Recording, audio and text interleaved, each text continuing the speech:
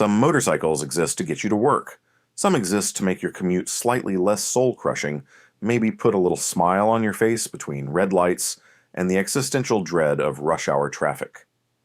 And then there are the motorcycles on this list, machines so aggressively, almost offensively fast, that you genuinely have to question the judgment of every single engineer, executive, and government official who signed off on letting these things share a road with minivans and school buses. Today we are counting down the 10 fastest street legal motorcycles ever built, and I promise you, your brain will not fully recover. Number 10. Kawasaki Ninja ZX14R. For a very long time, the ZX14R owned everything. This is the bike that set the tone for what a production hypersport machine could actually be, and it deserves every ounce of respect it gets. The ZX14R is powered by a 1,441cc inline 4-cylinder engine producing right around 200 horsepower in stock trim, which is already a number that makes sensible people uncomfortable. Top speed sits at around 186 miles per hour, electronically limited, because Kawasaki and a handful of other major manufacturers made a gentleman's agreement back in the early 2000s to cap their bikes at that number. Without that limiter, engineers have suggested this thing would push past 200 miles per hour without breaking much of a sweat. What makes the ZX14R genuinely special, though, is not just the raw numbers. It is the fact that it is actually livable. You can take this motorcycle on a long tour, you can commute on it, you can do a track day, and then ride home without feeling like you need a full spinal reconstruction. It is one of those rare bikes that has genuine teeth, but does not make you pay for them in physical suffering every single time you throw a leg over. The ZX14R has been around since 2006 in various forms, which in motorcycle years basically makes it a senior citizen with a personal trainer. It is proof that sometimes the old guard does not need to be replaced. It just needs to be appreciated. Number 9. BMW S1000 RRR. Nobody saw BMW coming. That is the honest truth. For decades, BMW was the brand your accountant rode on the weekends, sensible, well-engineered, slightly smug at highway speeds. Then somewhere in the late 2000s, BMW apparently had a meeting where someone slammed a fist on a table and said enough, and the S1000RR was born. First introduced in 2009 to go racing in the Superbike World Championship. The S1000RR produces just under 210 horsepower in its current road-going configuration. Top speed checks in at around 188 miles per hour, also electronically limited, because apparently no manufacturer wants to be the one responsible for what happens when you remove that particular leash. The engine is a 999cc inline-4, and it revs with a sharpness that makes Italian bikes sound lazy by comparison, which is a sentence I never thought I would write. What BMW did with the S1000RR was more than just build a fast motorcycle. They changed the conversation about what a Japanese-dominated superbike category could look like when a German manufacturer decided to take it seriously. The electronics package on this thing is frankly absurd in the best possible way. Multiple ride modes, cornering ABS, dynamic traction control, launch control, wheelie control, and a partridge in a pear tree. It is a bike that will catch your mistakes before you have finished making them, which is either comforting or slightly insulting depending on your ego. The S1000RR is the motorcycle equivalent of hiring a genius who also happens to be in the best shape of their life. You wanted a bike? You got a lifestyle intervention. Number 8. Aprilia RSV4. Let me tell you something about Aprilia.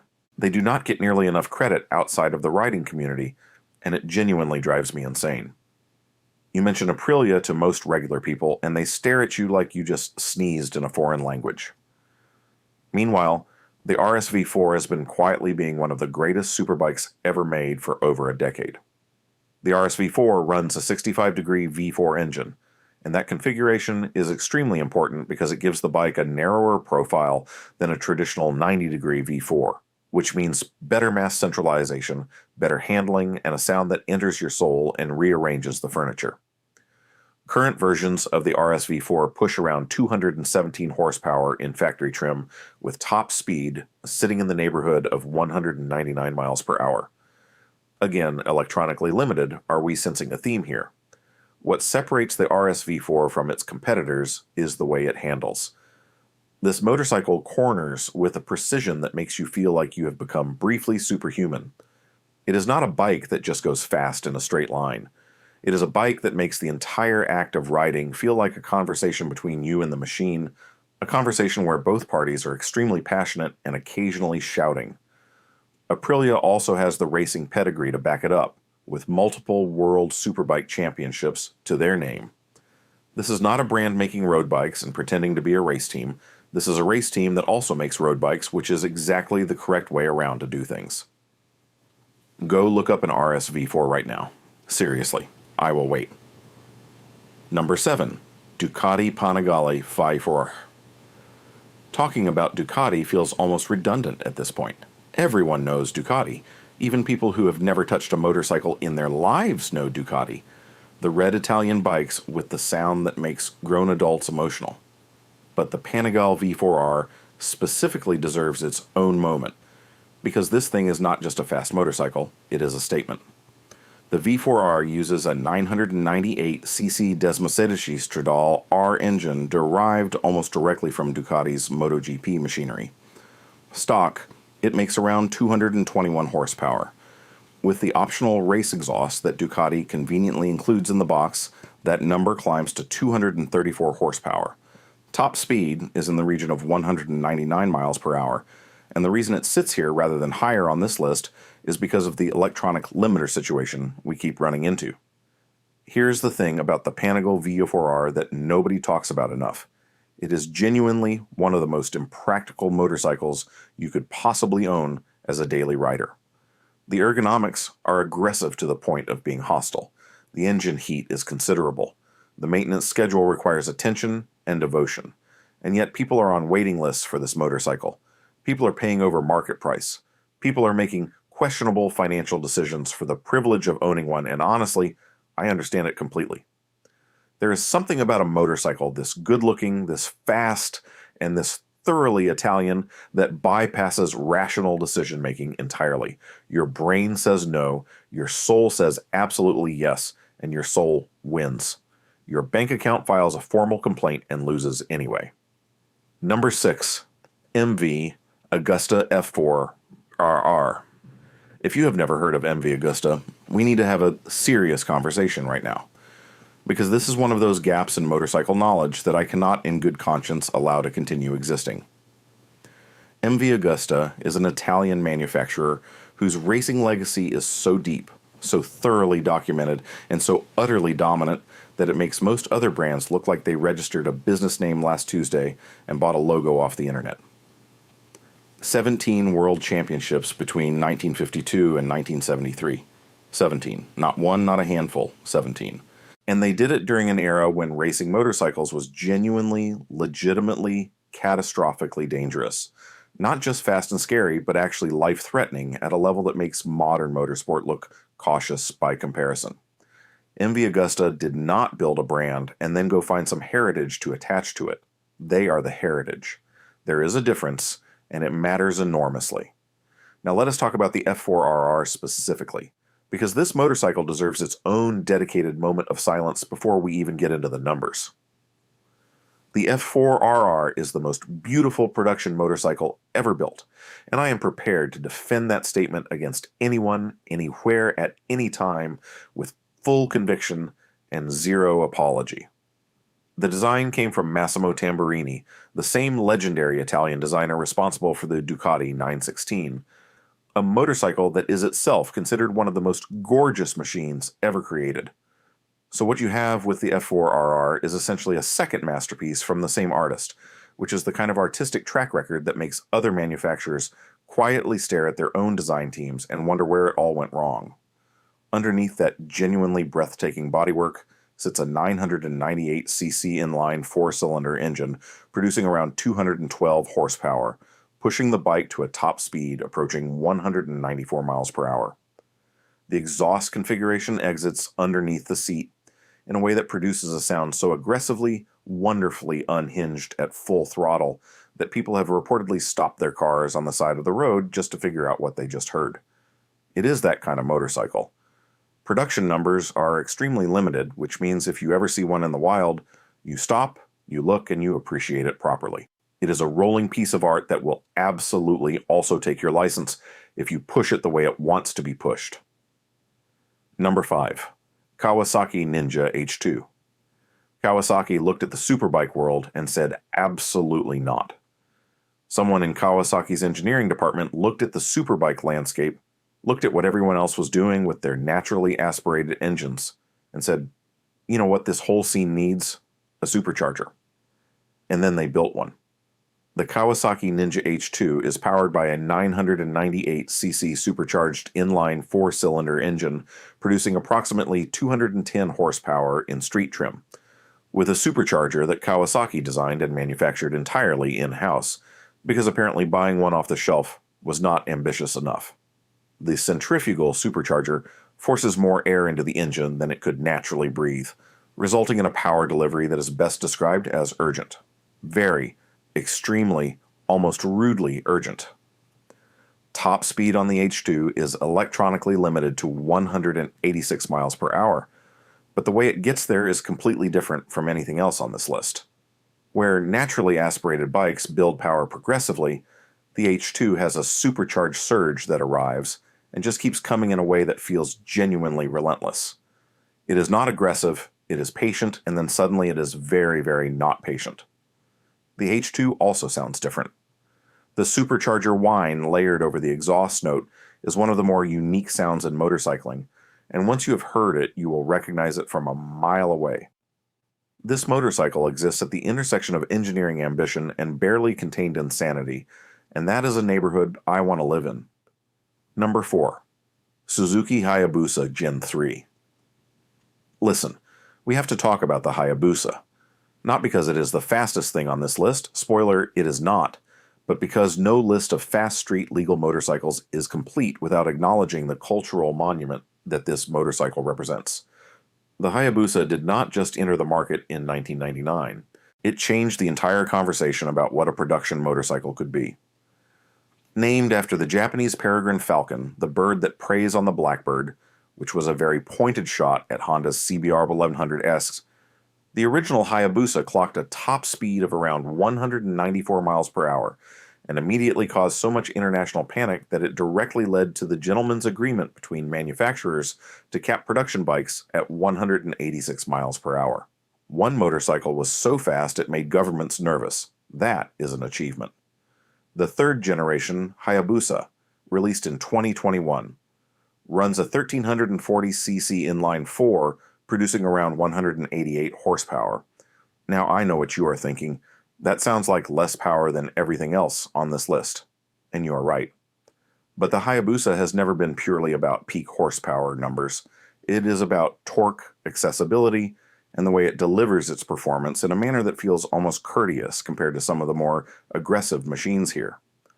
The Gen 3 also added a genuinely impressive suite of electronics and updated the styling, which was either a brave decision or a controversial one depending on who you ask, because Hayabusa owners have very strong opinions about the original design. Respectfully, they are right. But the new one is still an icon, and it still belongs on this list. Number 3. Dodge Tomahawk. I need you to bear with me on this one. I need you to trust the process. Because when I tell you that Dodge built a motorcycle powered by a V10 Viper engine, and that it is technically street legal in certain markets, I need you to stay calm. I need you to breathe. Everything is going to be fine. Probably. The Dodge Tomahawk was unveiled at the Detroit Auto Show in 2003 and immediately broke every reasonable person's brain. It is not a motorcycle in any traditional sense of the word. It has 4 wheels arranged in 2 pairs, one at the front and one at the rear, which raises complicated questions about whether it qualifies as a motorcycle at all. Dodge said yes. Dodge also said a lot of other things about this vehicle that require significant asterisks. The engine is an 8.3-liter V10 pulled directly from the Dodge Viper, producing 500 horsepower, 500, on what is being called a motorcycle. Dodge claimed a theoretical top speed of around 420 miles per hour, although they also admitted that no human being had actually tested this claim, for what should be fairly obvious reasons involving the continued survival of the test rider. Exactly 9 Tomahawks were sold to the public, listed officially as rolling sculptures rather than road vehicles, which is doing a lot of heavy lifting legally speaking. Some sources confirm at least a couple were registered for road use, which makes this technically eligible for our list. Is it a motorcycle? Debatable. Is it the most unhinged combustion-powered object on 2-ish wheels ever created? Absolutely yes. Number 2, MTT Turbine Superbike Y2K. Alright, I genuinely debated whether to include this one because it sounds like something a 12-year-old would make up when asked to describe the coolest motorcycle imaginable, a jet turbine engine on a motorcycle. Street legal, that you can actually buy. And yet here we are, because the MTT Turbine Superbike Y2K is completely real, and the fact that it exists is one of the better arguments for human civilization I have ever encountered. Marine Turbine Technologies, a company based in Louisiana, took a Rolls-Royce Allison 250 series turboshaft engine, the kind typically found in helicopters, and bolted it into a motorcycle chassis.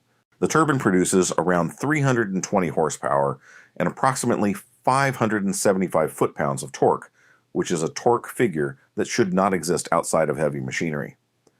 Top speed has been recorded at over 227 miles per hour, making it one of the fastest street-legal motorcycles ever built.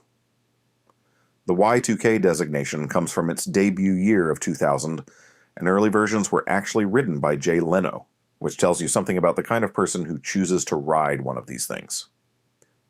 Later versions push the power even higher, and MTT has continued making updated models, including the 420 horsepower Y2K Turbine Superbike that they released years later. Riding the Turbine Superbike reportedly feels unlike any piston engine motorcycle on Earth. The power delivery is turbine smooth. The throttle response has a slight lag characteristic of turbine engines, and then when the power arrives, it is absolutely all of it, all at once. Also, the exhaust heat is considerable, as in, do not let anyone stand behind you at a stoplight considerable. I cannot stress that one enough. Number 1, Kawasaki Ninja H2R. Here we are, the top of the mountain, the end of the road, the motorcycle that exists in a category essentially by itself, surrounded by a small fence that says, "Here be dragons." The Kawasaki Ninja H2R is the fastest production motorcycle ever built, and the way it got here is one of the most ambitious engineering stories in the history of the entire industry. The H2R takes everything Kawasaki did with the Street H2 and removes most of the compromises. The supercharged inline-4 is bored and tuned to produce 310 horsepower in standard trim, climbing to 326 horsepower with the ram air effect at speed. Top speed? 249 miles per hour. 249. That is a number that should not belong to a production motorcycle. That is a number that belongs in a conversation about aircraft. Now here's where I have to be transparent with you because I respect you too much to just gloss over this detail. The H2R is street legal in a very specific, very asterisked way. It is homologated for road use in certain markets, primarily because Kawasaki needed it to be in order to compete in certain racing classifications. In practice, riding an H2R on public roads is something you should not actually do, both because the performance envelope is absurd and because the tires are track compound slicks that do not behave appropriately in rain or on cold tarmac. So yes, street legal. Technically. In the way that some things are technically possible but heavily advised against by every sensible person in the room. What makes the H2R genuinely extraordinary beyond the raw numbers is what it represents. Kawasaki built a supercharger from scratch for this motorcycle. Not bought one, not adapted one, designed and manufactured one. The aerodynamic bodywork generates significant downforce at high speed, which is a feature you generally only discuss in the context of Formula One cars. The braking system is calibrated for speeds that most people will never encounter on a public road. The H2R is proof of what happens when an engineering team is given a mandate with no ceiling and enough budget to pursue it. It is not a practical motorcycle. It is not an everyday motorcycle. It is not even a particularly approachable motorcycle for most riders. What it is the undisputed, uncontested, unambiguous answer to the question of what is the fastest thing you can put a license plate on and theoretically ride to the grocery store, even though you absolutely should not, and the motorcycle community is richer for its existence. Also, it costs around $55,000, so there is that, just casually. And that is your list. 10 motorcycles that collectively represent the absolute outer edge of what is possible when manufacturers stop asking whether something should be done and start figuring out how to do it. From the long-reigning sensibility of the ZX14R all the way up to the supercharged, aerodynamically loaded, reality-bending existence of the H2R, every single bike on this list is a monument to the fact that human beings will always try to go faster than they probably should. Now, I know some of you are already typing furiously in the comment section, and I genuinely welcome it. Maybe you think the Tomahawk does not belong on a motorcycle list. Maybe you think I have the order completely wrong. Maybe you are one of the 9 people who bought a Tomahawk and you would like to have a word with me. Fantastic. I am here. Let us discuss. The honest truth about fast motorcycles is that speed at this level is not really about transportation anymore. Nobody needs 249 miles per hour to get to work on time. What these machines represent is something more fundamental, the human need to keep pushing the boundary of what is possible, to keep asking, what if we made it faster? What if we added a supercharger? What if we used an actual helicopter engine? These are questions that probably should not be asked in polite company, but thank goodness someone keeps asking them anyway. If you enjoyed this video, do yourself a favor and hit that like button because it genuinely helps, and I appreciate every single one of you who does it. And if you are new around here, consider sticking around because we have got a lot more where this came from. Speed comparisons, manufacturer deep dives, riding habits, myth busting, and the occasional completely unhinged tangent about motorcycles that probably should not exist. I am your host, grateful as always for your eyeballs and your attention. Stay safe, wear your gear, leave space behind fast motorcycles, especially if they have turbine engines, and I will catch you in the next one.